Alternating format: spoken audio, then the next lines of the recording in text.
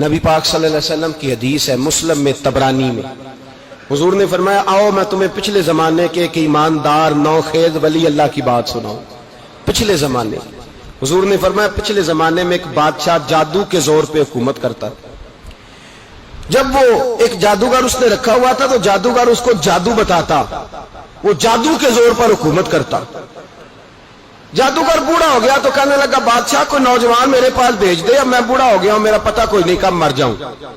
ایک نوجوان کی ڈیوٹی لگائی، بڑا زیرک سمجھدار، اپنے رعایا میں سے چن کے جو ذہین فطرت مزاج بچہ تھا وہ اس نے لگایا۔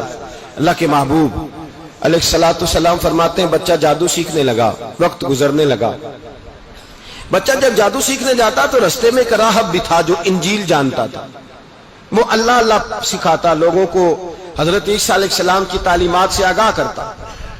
اس نے دیکھا کہ یہاں بھی لوگ اکٹھے ہیں تو وہ بچہ اس راہب کے پاس بھی اٹھنے بیٹھنے لگا۔ اب جب اس کے ساتھ اس کی گفتگو بڑھنے لگی تو اس کو باتوں میں لذت آنے لگی۔ اس نے راہب نے پوچھا کہ تو کون ہے اور کس طرح سے آیا ہے، کیا تیرا معاملہ ہے؟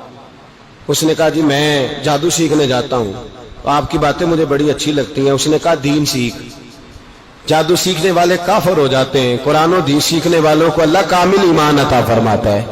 فرمایا یہ سیکھ۔ بچہ بیٹھنے لگا، اس کے پاس آنے لگا، باتیں دل میں گھر کرنے لگی۔ ایک وقت آیا کہ مسلمان ہو گیا، اور مسلمان کیسے ہوا؟ بچہ کہتا ہے میں تجربہ کر کے ہوا۔ اب میں تھوڑا سا وقت جادوگر کے پاس بھی جاتا اور باقی سارا وقت وہاں بیٹھتا۔ میں ایک دن جا رہا تھا تو رستے میں اژدہا تھا، بہت بڑا سانپ تھا، رستہ روک کے کھڑا تھا۔ یہ حضور نے بیان کی حدیث۔ نبی پاک صلی اللہ علیہ وسلم فرماتے ہیں بچہ کہتا ہے کہ رستے کے اندر سانپ ہے، رستے بند ہے، لوگ چھتوں درختوں پہ چڑھے ہیں، راش ہے۔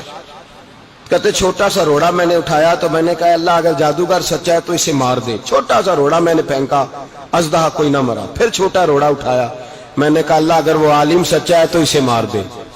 اب جب میں نے روڑا مارا تو اژدہا مر گیا۔ میرے اندر سے گواہی آئی نہیں دین کی باتیں سچی ہیں، نہیں قرآن کی باتیں اسلام سمجھانے کے لیے عرض کر رہا ہوں، اگرچہ اس دور میں انجیل تھی، اللہ رسول کی باتیں اچھی ہیں۔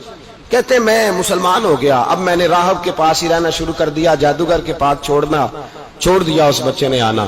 بادشاہ پوچھتا کہاں زیادہ وقت گزارتے ہو تو وہ بات گول کر دیتا۔ وقت تیزی سے بڑھنے لگا، اللہ نے اس نوجوان میں طاقت پیدا کر دی۔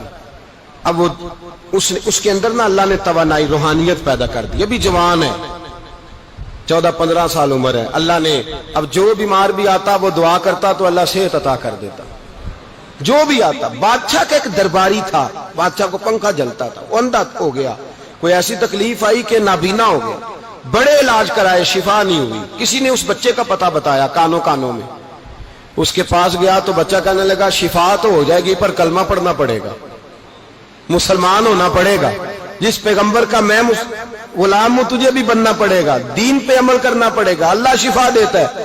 اس نے کہا تو مجھے کلمہ پڑھا، مجھے شفا دے، میں تیار ہوں۔ اس نے کہا شفا تو اللہ ہی دیتا ہے۔